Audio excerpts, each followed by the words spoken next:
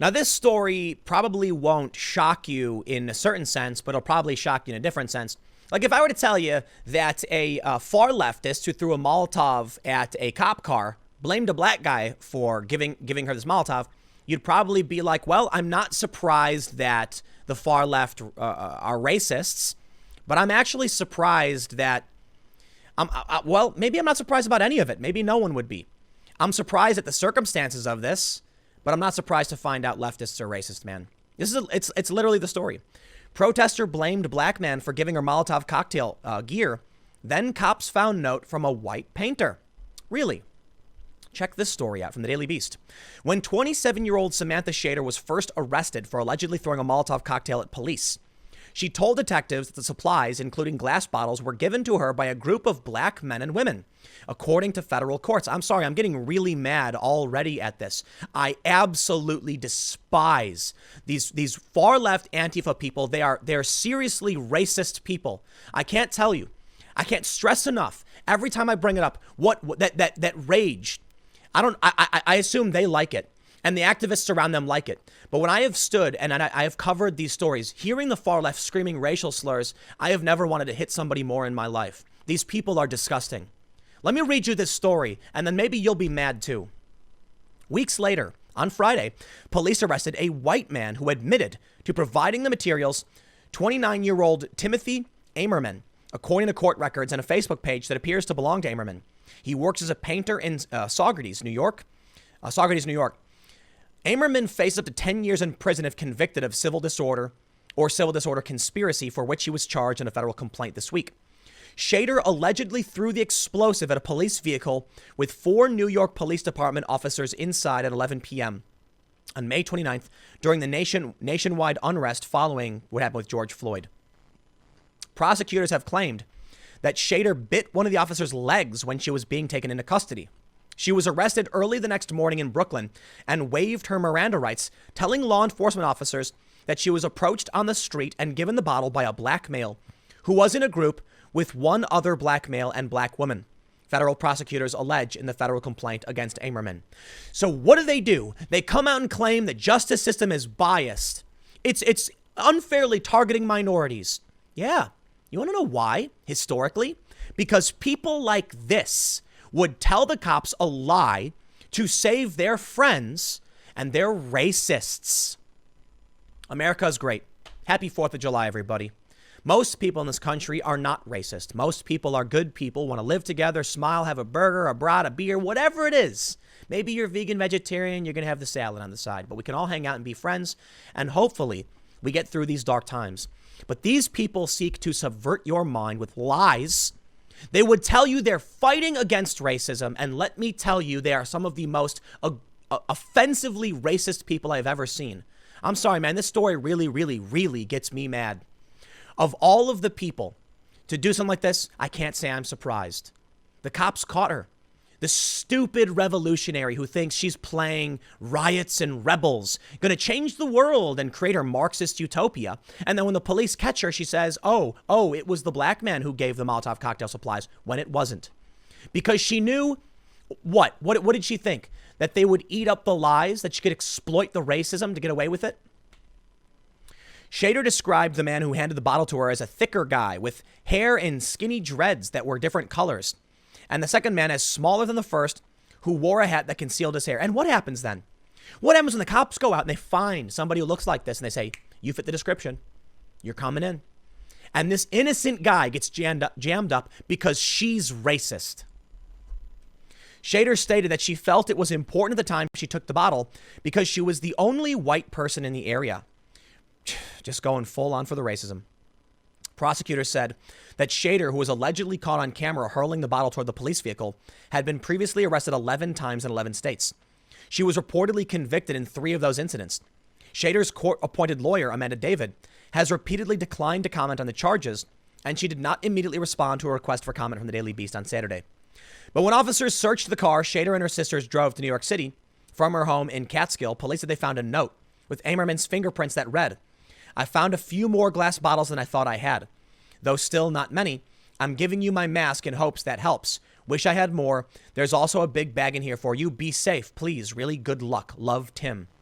Shader was previously indicted on 7 charges related to the incident, and her case is pending. Her sister, Darian, was charged with resisting arrest for allegedly jumping on the back of an officer who was trying to detain Shader. During the protest for Floyd's death, the NYPD was heavily criticized for its often violent response. Yeah, whatever, man. In an interview with the authorities, Amerman admitted he gave Shader the projectiles to throw at police and counter-protesters, but decided against joining her to cause some hell.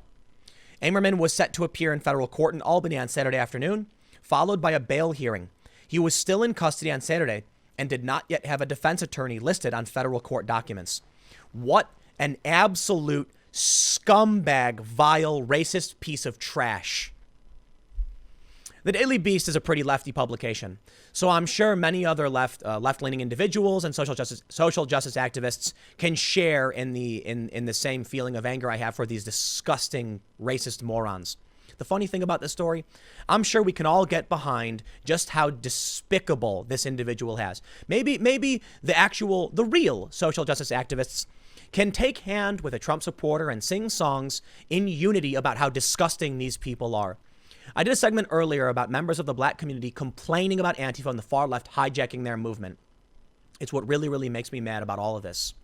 Marxism, social justice, intersectionalism having nothing to do with actually fighting for true liberty and true justice. People who make careers off this, grifters, high-profile celebrities, and athletes who just want to build a brand off of the perceived slights of this country, who would exploit racial divisions and tension for some stupid personal gain. That's what it's all about, huh? I pulled up this story. It's one of a million stories. It's an old story, but it exemplifies exactly this problem. This is from a website called The Undefeated, titled Being Black in a World Where White Lies Matter. In a world of fake news and alternative facts, fabricated fears can have serious consequences.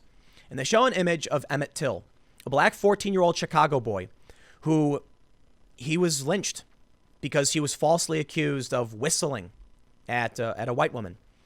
These are times that we hold in disdain, contempt, hatred. I mean, there are some things in this world that you can hate. I think so. But we try to be calm. We don't want it to get the best of us. We want to make sure we're acting rationally. I look back at the early history of this country and I see a lot of really horrifying things. But we shouldn't be looking back at horrifying things and thinking that's what this country is, because those are the things that were defeated. And that's what they do. On this, the day of our ideological and political independence as Americans, many of us weren't here. Our ancestors weren't here in this land when the country was founded. Many people came as immigrants. But if you look back at all of the really awful things, like how lies put innocent people to death, and what this woman could have done to innocent men with her racist lies, we look back at the past and we say we want to get rid of these things, right? We want to do away with these things. We'll remember what they were, why they were bad, and how we've done away with them, and how we've improved this world. A framework was set forth on July 4th, 1776, and we have continued to strive to do better to uphold those ideals. The consent of the governed. We've done a really, really, really good job. I've seen some people tweet out that since 1964, we have had true equality under the law, and I don't agree. Blockbusting didn't end until the 80s, redlining. There have been tons of racist policies that have existed, but we've gotten rid of those things. We can always do better, and we are striving to do better. But these people who go out and throw bricks, rocks, Molotov cocktails, who claim to be fighting the good fight, who would steal the name Black Lives Matter for their freaky new non-theistic religion, for which now corporations are backing them, seek to turn back the clock on everything from freedom of speech to the consent of the governed, and literally to end the Enlightenment. They're not happy about it. They want their divine providence back. They want the right to control everyone around them and to cause chaos, mayhem, and destruction. They just want power, and they want to remain unquestioned. The reality is, though, many of these people are just ill. This woman may just have been someone who is unwell. But as we can see here, she was seeking to exploit racial tensions and fears, and actually racism, to get away with committing a crime, to protect her direct friends, her circle. That's corruption. How many of these people who are going out claiming to be anti-racist are just white supremacists with guilty consciences? That's so many of them. I tell you this, I have spoken to these people and I see it over and over again. And that's what I'm sick of. I'm sick of the fact that this fringe ideology is infecting the brains of people I once called my friends, who are now espousing nightmarish racist policy ideas and ideology. It's like they've been zombified. And now I, a lifelong liberal, have found myself in a position where I can talk to any old conservative, Republican, and Trump supporter, and 9.9 times out of 10, race is not an issue. You're just an American. As long as you believe in freedom and liberty, we can disagree, we can be mad at each other, but we can live together. On the other side, they don't believe so. They believe in using violence, suppressing people's rights and speech, and they're overtly racist. Everything to them is about race. It's a disgusting worldview, and I don't want to be a part of it. I'm glad they caught her, and I'm glad it's now been called out by the Daily Beast, so good. Good. Stuff makes me mad. But it's the 4th of July, so I am now going to go skateboard in my backyard. I'm going to look at the sky as it blows up, and I'm going to eat some burgers, have some barbecue chips, and enjoy myself, and I hope you all do the same. Thanks for hanging out, and I will see you all tomorrow at 10 a.m.